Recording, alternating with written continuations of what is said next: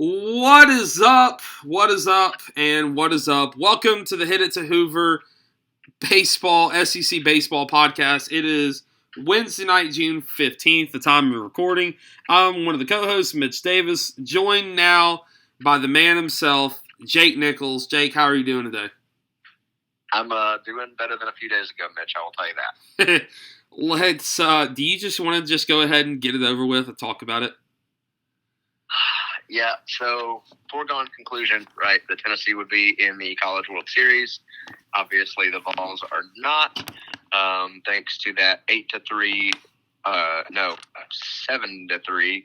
loss to Notre Dame last weekend. Notre Dame took 2 of 3 in Knoxville, and the Vols just could not keep up. The Irish played better baseball all weekend. Pure fact. That's all you can say about it. But I am currently watching the Atlanta Braves kick the Washington Nationals in the teeth, so that's making me feel a little bit better.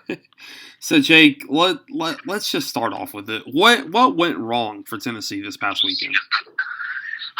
Well, firstly, I think you have to look at the fact that, right, they didn't have Frank Anderson on Sunday, and I think that hurt them a little bit, but obviously the whole Drew Gilbert scenario threw him off with him getting ejected on Saturday, or with him getting ejected on Friday, I should say, and then Tennessee bouncing back really in honor of Drew Gilbert and for him on Saturday, just blasting Notre Dame.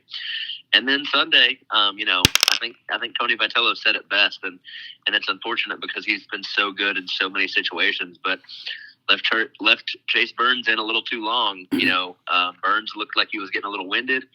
Led on a Notre Dame base runner. Next thing you know, David LaManna belts a 3-run shot, which, granted, it was not a normal home run. This was a Lindsey Nelson home run. This was one that in Lindsey Nelson Stadium, which is admittedly kind of a cracker box, it's small, that just kind of poked over what Tony Vitello called a quirky, bit of the right field fence. So LaManna's homer pokes over the fence, ties the game, and still doesn't pull Chase Burns. Next batter, Jack Brannigan, Notre Dame's best hitter, comes up and absolutely smokes one to left center. And 4-3 lead. Notre Dame adds 3 more runs, and that's all she wrote. So pitching struggles on Sunday, and Tennessee just could not find its offense that has been so characteristically good all season. It was uncharacteristically bad on Sunday, and just that's, like I said, that's all she wrote. Looked like I will say there for a while.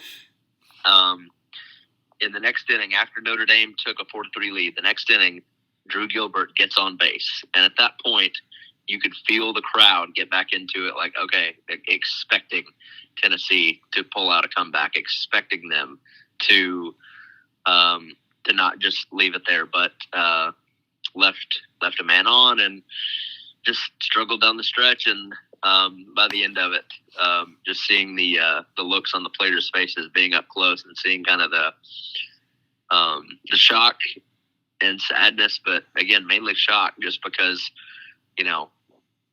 at this point, right, it was a foregone conclusion to everyone that Tennessee would be in Omaha, and they're not.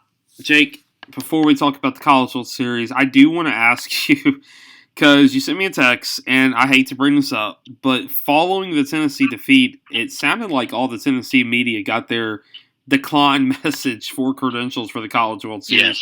Yes, they did. So we immediately in our Sports Illustrated group text, as soon as the game ended, put a photo of the College World Series credentials being denied. So of course, whoever, I don't know if it was, I'm hoping that it was like a mass email and that someone didn't purposefully say send right when the score went final. But I'm hoping that, like I said, that it was automated or whatever. But so as soon as the game ended, I got a notification in our group message, and it was a picture of our credentials being denied. So, yeah. So, in other news, way to go. I will say this. Half of the Hit It to Hoover crew will be in Omaha this weekend. And that will be me making my first ever trip to the College World Series. As a person who has been to the College World Series, what advice would you give to a person like me going for the first time? Honestly, man, 3 words come to mind. Soak it up.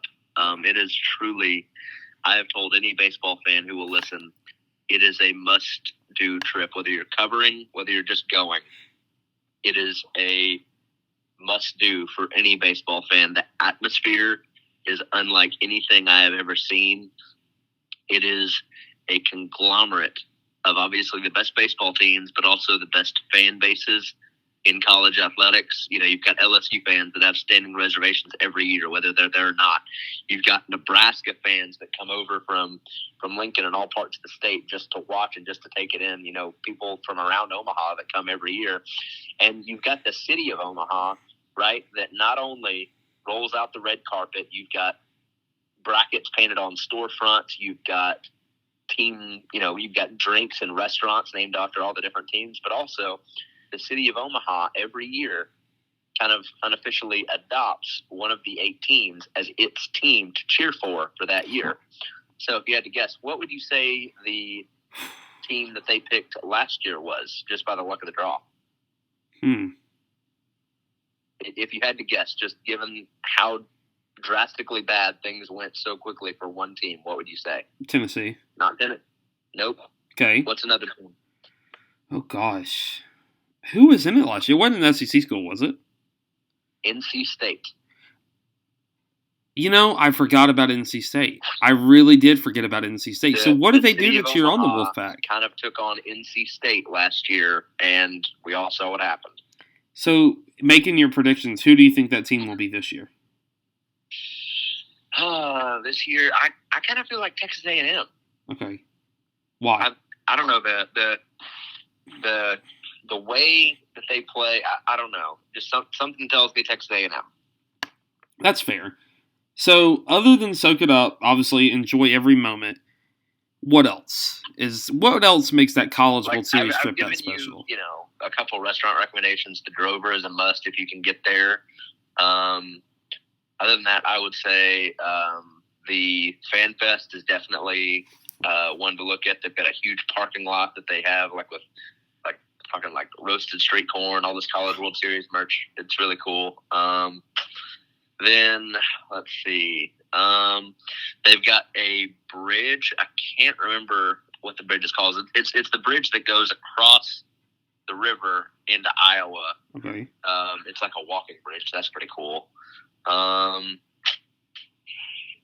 But I mean, you know, all the main stuff is right there around the ballpark. So I would just say hover around there as much as you can and enjoy it. You've got to send me a picture of your photo in front of the Road to Omaha statue, because that is a must for anybody.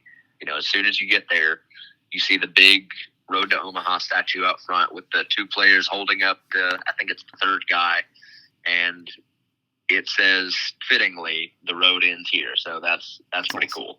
That's awesome. And you know what I'm excited about before we talk about the baseball action, I said I would talk about it on the podcast because I got people like on Twitter following my hotel drama that we went through last night. So shout out to my boy Holland. Holland's a season ticket holder at Ole Miss, one of my lifelong friends that I grew up with in Arlington.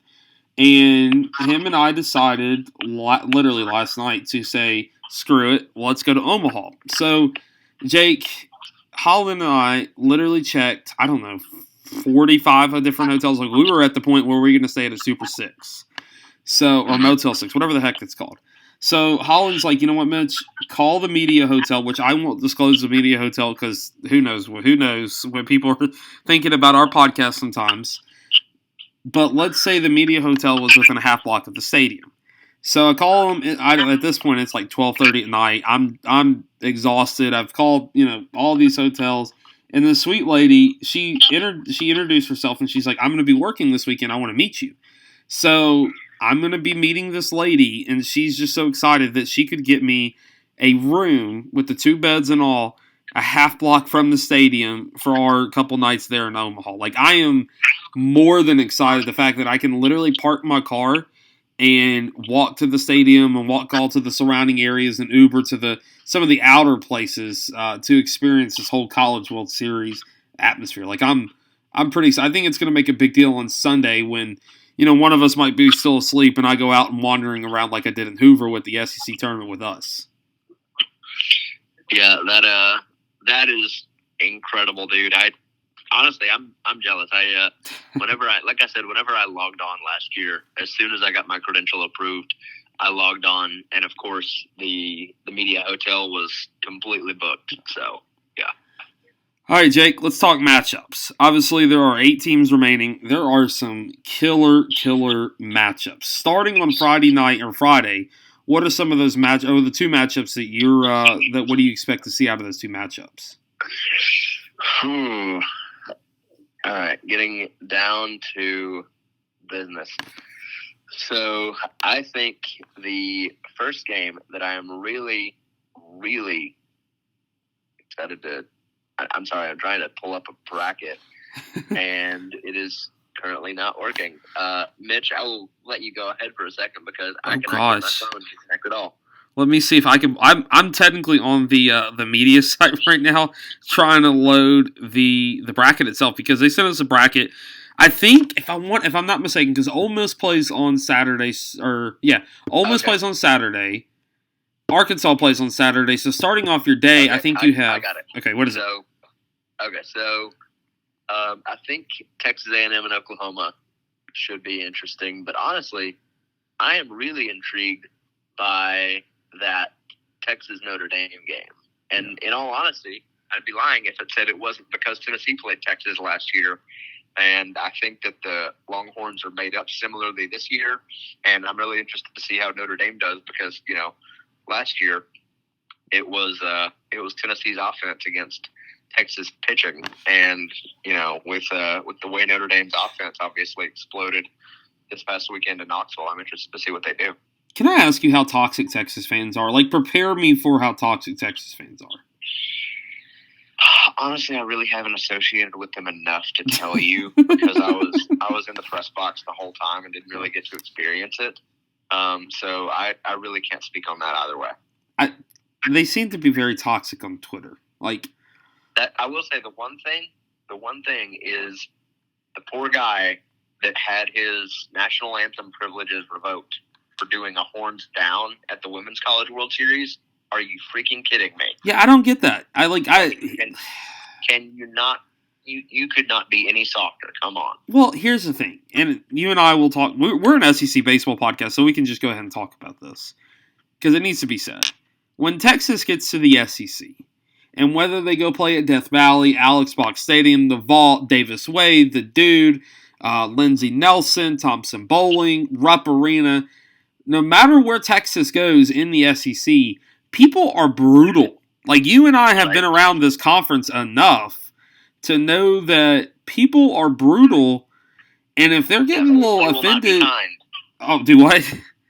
I said they will not be kind. No, God, no. I mean, what is... Actually, I don't know if I can say the worst thing I've heard of an SEC stadium, but, like, could you imagine the Texas crowd... Because they have to go to Death Valley. They're going to have to go to Death Valley.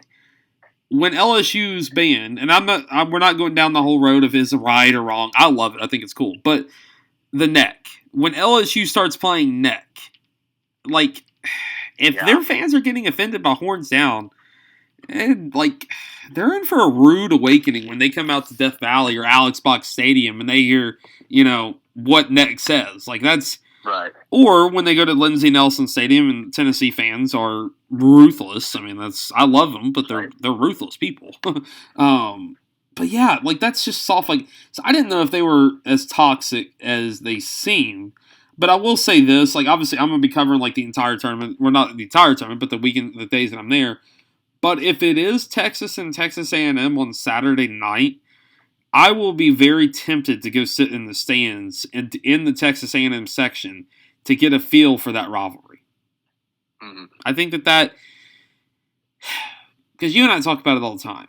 I think what separates sometimes, like, the official media members and like whatever, is the people like me and you who are not afraid to go sit amongst the crowd to get that energy. You know what I'm saying? Because honestly and truthfully, Jake, you and I are, we're big SEC guys. I think it would be kind of cool if A&M and Texas do end up playing on Saturday night. Oh, yeah. I think it would be kind of fun to get some videos from the A&M section. And I'll be fair, I'll go sit in the Texas section for a little bit. But I think I don't know. I think it would be kind of fun. So with those matchups, give me your predictions. Who wins on Friday? Who wins? I'm gonna go A&M. Okay. And I'm gonna go A&M and Notre Dame. Really? Mm-hmm. Okay. Why? A&M, I honestly, I really like the way they're hitting. I feel like, I don't know, the confidence that I've seen out of that group is really, really impressive. Notre Dame, I feel like honestly, tell me I'm wrong, if you knock off the number one team in their house in Supers, then I think that you're going to be rolling into that first game in Omaha. That number one team that literally I was wrong. I mean, I'll openly admit it. You were wrong. Everybody was wrong. That number one team that quite literally is the greatest team to ever not win a national championship. Say what you want, but that's the greatest team to never win a national championship. But on Saturday, we've got two very, very interesting matchups. I think Arkansas-Stanford in that first game on Saturday is another very interesting matchup to watch out for. What do you expect to see out of that one? I would expect to see, I think, a lot of interesting pitching just because, I mean, we saw what Connor Nolan did last week for Arkansas in Chapel Hill, but I think that one could be obviously really interesting, especially with the way that Arkansas has been playing. I mean, you know, Robert Moore has been great. And then Auburn and Ole Miss, that one, I mean, you open the College World Series with the one All-SEC matchup, that is just, the stories write themselves. Yeah. And I think what that matchup is, I mean, you got Sonny DeShero on one side and Tim Elko on the other side. How do you see that matchup playing out? Yeah, that should be fun. I mean, it's the battle of the, what was it, torn ACL versus somebody that I've heard being called cornbread around the conference. I mean, you can't make this stuff up. Dude, how can you not love college baseball? Like, I'm right. Here's the thing. You and I have been to a lot of great bowl games. You know, you've been to a lot of great bowl games. I've been to the Cotton Bowl, been to a Sugar Bowl. I've been to March Madness, obviously, SEC basketball tournaments. But there is something different about the college baseball. Like, I just... Can you even put a finger on it, honestly? I don't feel like you can. I think it's...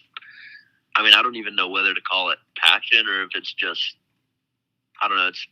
You're right though. There's something inherently different about college baseball as opposed to other collegiate athletics in general. Yeah. And Jake, we're going to close with this, and obviously, you and I, if you want to, while I'm out in Omaha, if you want to record like nightly or whatever, like I'm totally cool with that. I think it'd be kind of fun to do that from your perspective, from the couch, and me in Omaha, obviously, but. Give me your predictions on who makes it to the final series and who wins the national championship.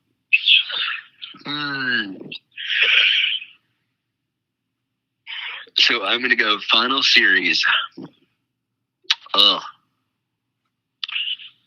Final series. I'm going to go with the Arkansas Razorbacks. Okay. And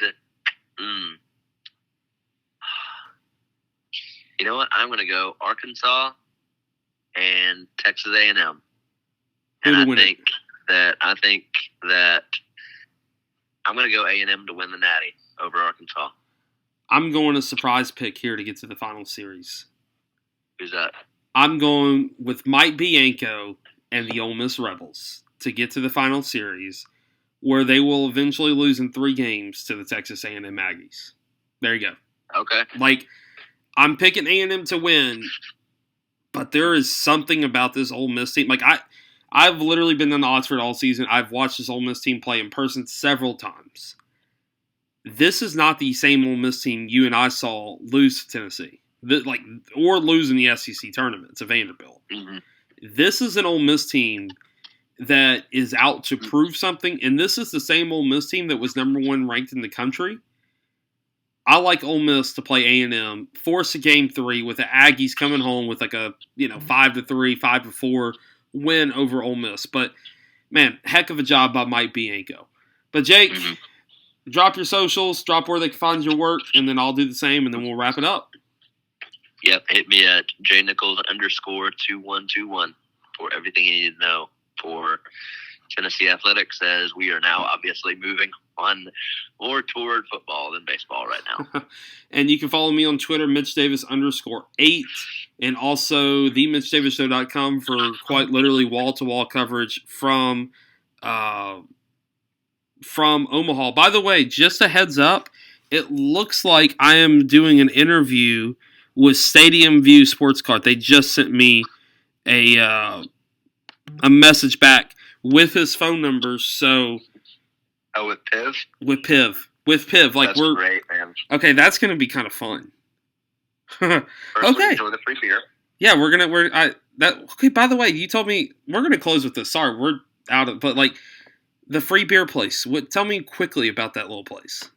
Okay, so Stadium View Sports Cards. Shout out to Ryan McGee from ESPN for recommending it to me last year whenever I was there. I asked for, I had met him a few years ago at the Tennessee West Virginia football game in Charlotte, and we reconnected last year in Omaha. Asked him for any, leads on any cool places to go visit while I was there. And he said, yeah, man, there's this place called Stadium View Sports Cards. It's over near the Omaha Zoo, right across from the old Rosenblatt Stadium site. It's this old, card shop, got all sorts of memorabilia, crazy stuff inside. There's this guy inside, they call him Piv. So you walk in, he's got a cooler at the front, he'll probably hand you a free beer, and you just walk around the store, drinking beer, looking at memorabilia, and talking ball with him. It's pretty bad.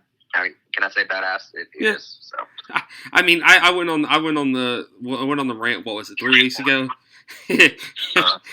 I mean, I'm just saying, if I broke any rules, then you can say badass by any stretch of imagination. But Jake, I really appreciate it, man, and wish you were coming out to Omaha with me. Man, me too. But we will be out there sometime together, I assure you. But like I said, whether it's last year I got to go whenever Tennessee was playing. But whether your team is playing or not, if you were a baseball fan, I urge you, I beg you, I plead of you, go to Omaha at some point. It is a once-in-a-lifetime trip, and if you choose to make it more than once in your lifetime, you won't regret it either, trust me.